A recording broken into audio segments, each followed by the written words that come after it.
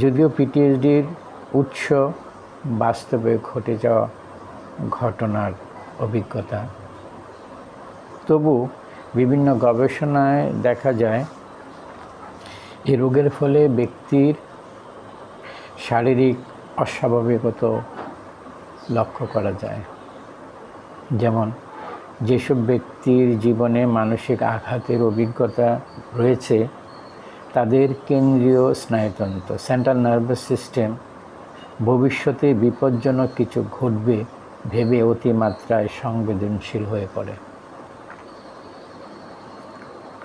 মানসিক আঘাতের ফলে মস্তিষ্কের গঠনগত পরিবর্তনও হতে পারে।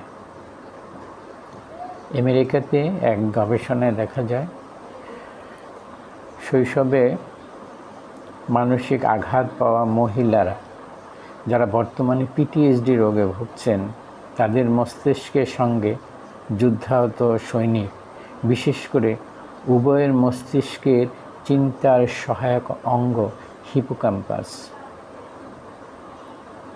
এর আকার ছোট দেখায়। অর্থাৎ স্বাভাবিকভাবে বেড়ে ওঠা মানুষের তুলনায় তাদের মস্তিষ্কের হিপোক্যাম্পাসের আকার ছোট থাকে। মনে রাখতে হবে, ব্যক্তির মধ্যে পিটিএসডি বিকাশ লাভ করবে কিনা তা নির্ভর করে ব্যক্তির নিজস্ব বিকাশ ও আঘাতের তীব্রতার উপর।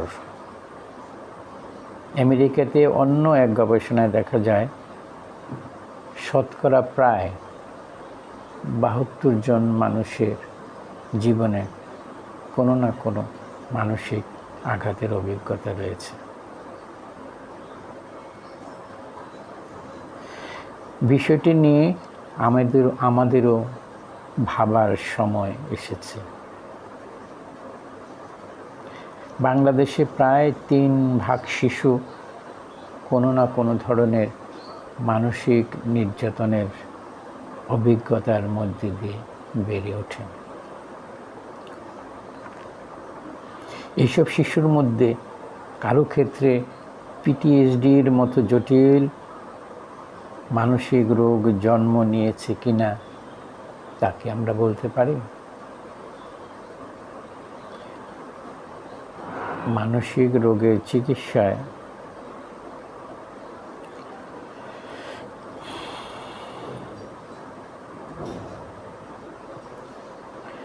মনোবিজ্ঞানীরা বর্তমানে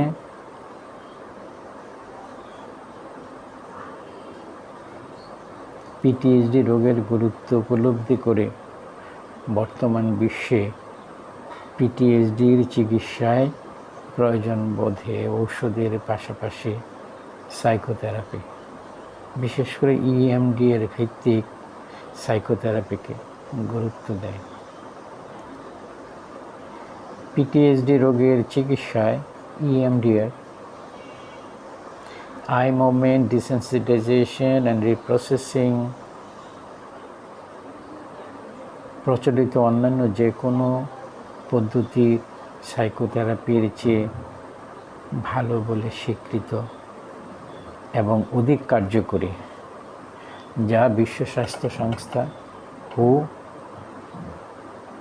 ও অন্যান্য গবেষণায় বিশ্ব স্বাস্থ্য সংস্থা তাকে স্বীকৃতি এবং মেনে নিয়েছেন এবং বিভিন্ন গবেষণায়ও প্রমাণিত হয় ইএমডিআর অতি দ্রুত এবং কার্যকরী চিকিৎসা পদ্ধতি মানসিক আঘাত পরবর্তী মানসিক রোগের জটিলতা কাটিয়ে ওঠার জন্য। ইএমডিআর চিকিৎসায় বিশেষত্ব হলো দীর্ঘ চিকিৎসার প্রয়োজন হয় না,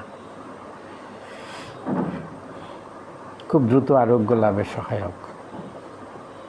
বাংলাদেশে 1998 সাল থেকে বেশ কিছু মানসিক স্বাস্থ্যকর্মী ইএমডিআর উচ্চতর প্রশিক্ষণপ্রাপ্ত হয়ে বাংলাদেশে কাজ করে যাচ্ছে।